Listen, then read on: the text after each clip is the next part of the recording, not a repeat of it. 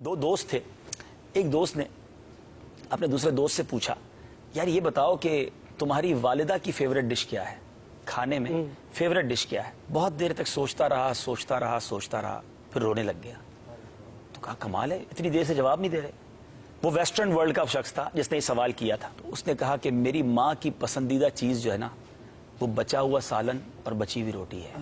अब उसके पस मंजर में उसने पूछा ये क्या बात की। और मैं अब आज अपने दिल के तासुरात पेश कर रहा हूँ। आज मेरी उम्र 40 साल से ज्यादा हो गई है। मुझे आज तक याद नहीं है कि मेरी माँ ने कभी खाना बनाकर ये कहा हो कि ये मेरी आज पसंदीदा चीज मैंने बनाई है। और ये हम सबके साथ हुआ होगा कि माँ ने कभी ये नहीं कहा होगा कि बेटा आज बिरयानी बनाई है, ये मुझे पसंद है। माँ ने कभी कहा होगा कि बेटा ये आज मेरे बेटे की पसंद की मैंने बनाई है, या हमारे वालिद साहब के पसंद की बनाई, या छोटी बहन की पसंद की बनाई। और माँ ने क्या खाया? जो हमने बचाया, जो हमने छोड़ा। ये है माँ। कभी उसने अपनी जात के लिए क्या सोचा? हमने बल्कि फरमाइशें कर करके, हम दो भाई होते थे, ये हम सबके घर की स्टोरी है। हम दो भाई थे या दो बहनें थी, तो अम्मी मुझे ये खाना है, तो मुझे वो वाला अंडा खाना है, तो मैंने आज चावल नहीं खाना। तो माँ ने दोनों के लिए अलग अलग खाने बनाए। माँ को हमने होटल वाली समझा, उससे जो कहा उसने हमें पकाकर खिलाया।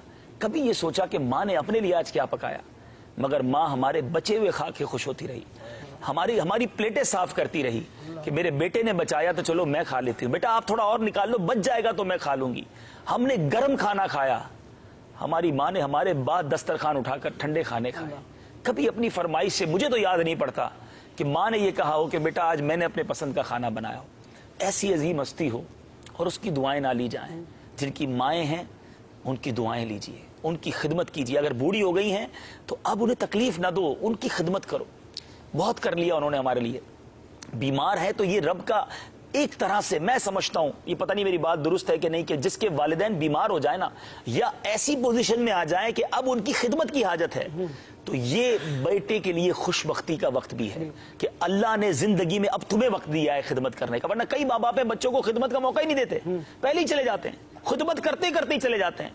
अगर अब मौका आया है तो इसको बोझ ना समझो, ये अल्लाह का शुक्र भी इस हवाले से अदा करो कि या अल्लाह इन्होंने जाने से पहले मुझे अपनी खिदमत का कोई मौका दे दिया कि मैं जाते जाते इनके दिल में कोई ऐसी बात छोड़ जाऊं कि ये दिल से मेरे लिए कोई दुआ कर दें, और ये दिल में ये लेकर जाएं दुनिया से कि हमारे बच्चों ने हमें तन्हा ना छोड़ा था। बदनसीब है वो बच्चे जो ओल्ड हाउस में माँ बाप को छोड़ा है। बदनसीब है वो बच्चे जिन्होंने सर्वेंट के नाम पर, मुलाजमीन के नाम पर माँ बाप को हवाले कर दिया। ऐसा ना करें, जितना हो सके इनकी खिदमत करें। ये कारोबार, ये दुनिया, ये हमारे बच्चे बीवी सब बाद में चलता रहेगा। ये माँ बाप चले गए तो फिर याद आते